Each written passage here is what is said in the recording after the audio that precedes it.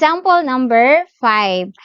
So, again, dito sa problem na to or dito sa math expression natin, meron tayong dalawang grouping symbol na parenthesis at saka bracket. So, i-apply natin dito ang GEMDAS rule. Unahin natin yung G, which is ang grouping symbol, which is ang makikita natin ay dalawang grouping symbol, ang parenthesis and bracket.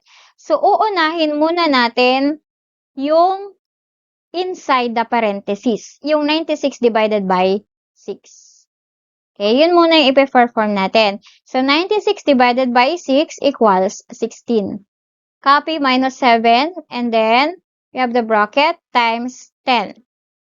Next step natin, since meron pa tayong grouping symbols, ipe-perform natin yung operation inside the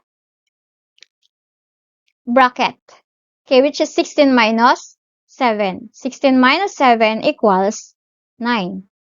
So, we have 9 times 10 followed by M or multiply. Imu-multiply natin ang 9 and 10.